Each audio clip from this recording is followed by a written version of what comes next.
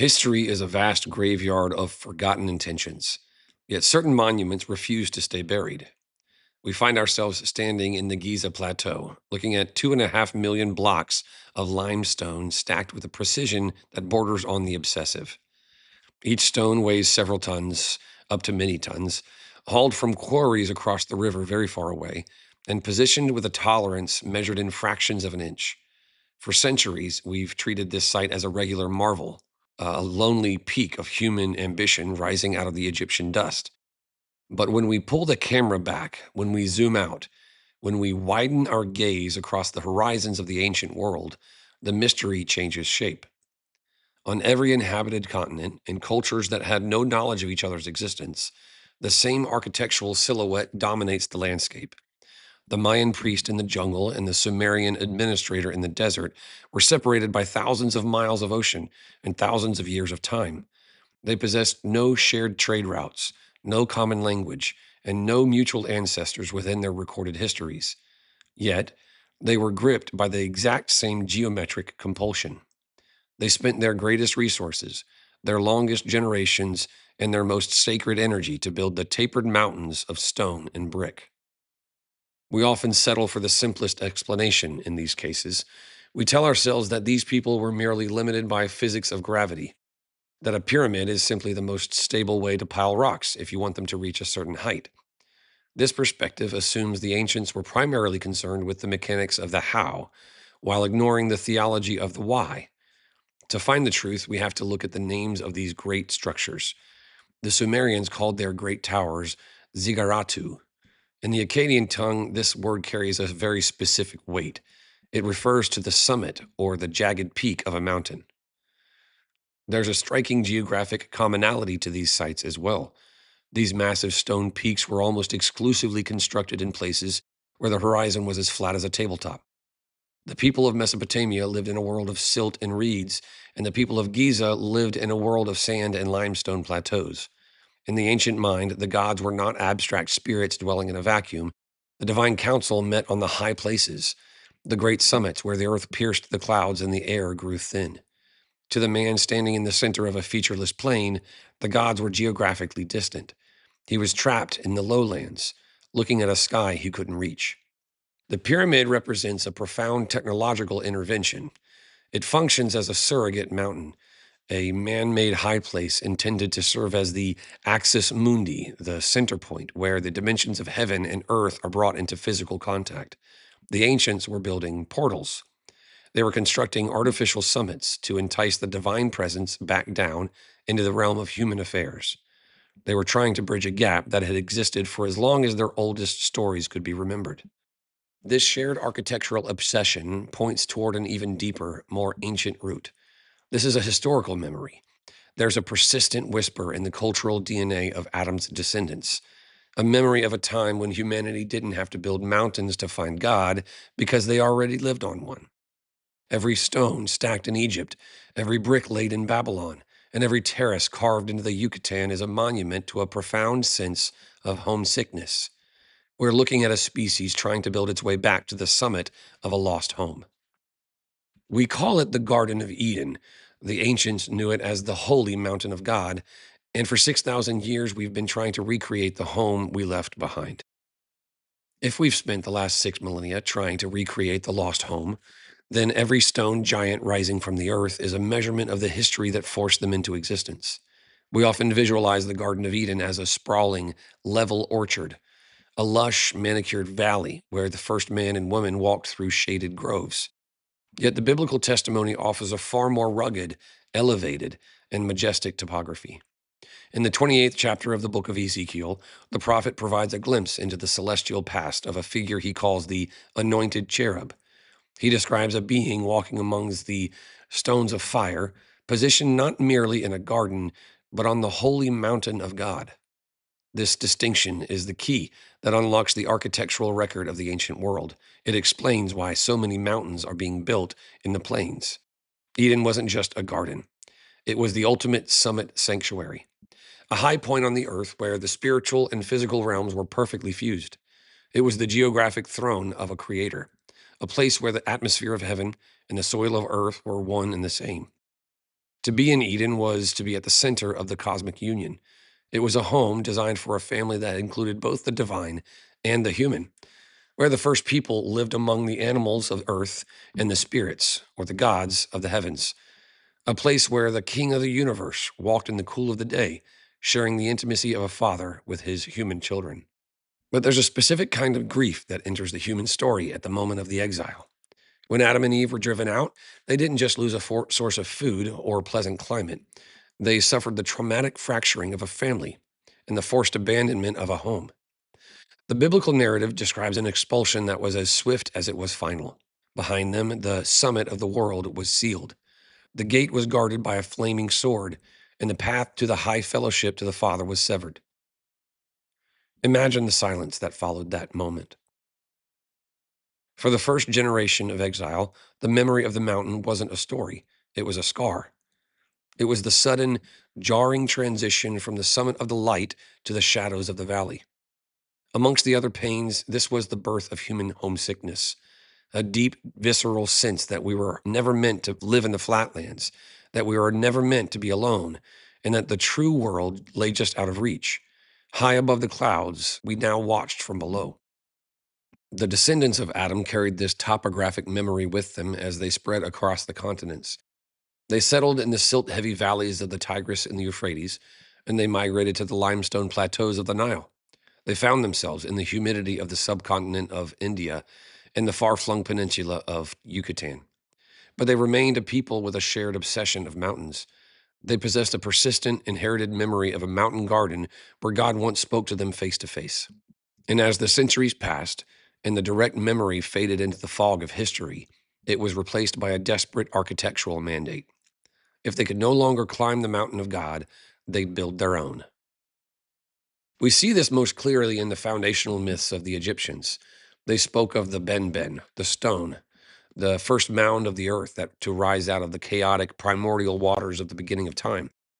Every pyramid built at Giza or Saqqara was intended to be a physical reboot of the primeval mountain.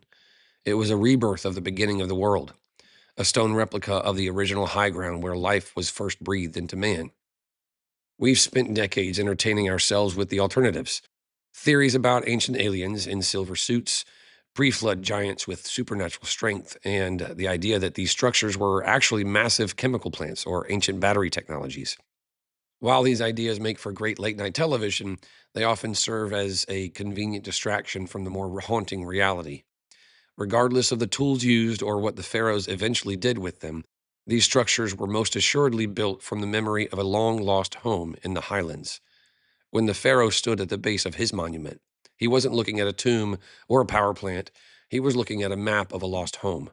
In the Western Hemisphere, the civilizations of the Yucatan and the Mexican highlands followed the same blueprint with a startling, almost eerie consistency. They built their teocalli, their god houses, as living mountains. To the Mayan mind, a pyramid wasn't a dead monument, but a xochitepec, a flower mound. They were constructing man made ecosystems, terracing their stone mountains with greenery and life, desperately trying to simulate the original garden mountain of their ancestors. They planted trees on the steps and channeled water through stone veins, hoping to recreate the irrigation of Eden in the middle of a fallen world. This is the tragedy of the pyramid. From the ziggurats of Mesopotamia to the terraced peaks of Peru, we see a species obsessed with the architecture of return. We see a people who, in their heart of hearts, know they belong somewhere else. They're stacking bricks and hauling limestone because they're looking for a father who once walked with them. They're building mountains because they remember the time when the mountain was where they lived. Every pyramid is a confession of our collective exile. It's a monument to the fact that we were once part of a divine family, and we've spent 6,000 years trying to find our way back through that gate. When we look at these structures, we shouldn't see the arrogance of primitive kings or the curiosity of ancient engineers. We should see the desperate work of a family that's been broken. The pyramid is the ultimate expression of the ancient mind's understanding that something essential has been lost, and that until we're able to stand once again on the holy mountain of God, we'll always be travelers in a strange land. If the pyramid is a stone monument to our homesickness, then the plains of Shinar are where that longing first took a dark, defiant turn. We find ourselves at the crossroads of history in Genesis 11. where a group of Adam's descendants, settled in a land as flat as you'll find anywhere on Earth, decided they'd had enough of the lowlands. They moved beyond mere remembrance, driven by a desire to seize the mountain itself. This is the story of the Tower of Babel, the first corporate ziggurat, and it marks the moment when humanity attempted to manufacture a portal of its own, on its own terms. The people sought more than a vantage point on the horizon. They reached for the heavens, attempting to build a city and a tower that pierced the divine dwelling place. They were trying to build a Babilu, the gate of the gods. They used the blueprint of the mountain garden they'd lost to create a counterfeit entrance, hoping that by stacking enough mud bricks, they could make a name for themselves and create a divine family on their own terms. This was an act of organized rebellion, an attempt to establish a rival summit, a man made high palace where they could dictate the terms of communion. They wanted the benefits of the garden without the presence of the Father. And while that specific tower was never finished, the impulse behind it spread like a virus across the ancient world. We see this desperation reach its peak centuries later in the heart of Babylon with King Nebuchadnezzar. He envisioned a stone mountain draped in the trees, the vines, and the very atmosphere of the original home. He built the Hanging Gardens, which many modern archaeologists now believe was actually a forested ziggurat, a green, living mountain rising out of the desert dust. He was trying to reconstruct the Edenic fellowship by force of will and engineering. It was a botanical portal, a lush replica of the summit of Eden, designed to trick the heavens into opening up once more. Now, we've looked at the counterfeit portals, the hollow stone mountains of Giza in Babylon, but we'd be mistaken to think that the Creator abandoned the concept of the summit. Instead, he reclaimed it. He took the topographic vocabulary of Adam's descendants and used it to reestablish the terms of his presence. He spoke through the geography of the high ground. We see this sacred topography begin to take shape through a litany of names that echo through the centuries. There's Mount Moriah, the rugged ridge where Abraham was called to offer his son, a place that would eventually become the foundation of the Temple Mount in Jerusalem. There's Mount Nebo, where Moses stood to glimpse a land he'd never walk upon, and Mount Carmel, where the fire of Yahweh fell to consume a sacrifice in the sight of a wavering nation. There's Mount Tabor and Mount Ebal, each serving as a monumental stage for the intersection of the divine and the human. When God decided to deliver the law and form a nation, he didn't send a scroll to a palace in the valley. He summoned Moses to the top of a mountain. He wrapped the peak in cloud and fire, recreating the atmosphere of the original summit sanctuary. Sinai became a temporary Eden, a restricted zone of holiness where the Creator met his representative face to face. It was a clear signal that the high ground still belonged to God, and that if humanity wanted to commune with the king, they'd have to climb.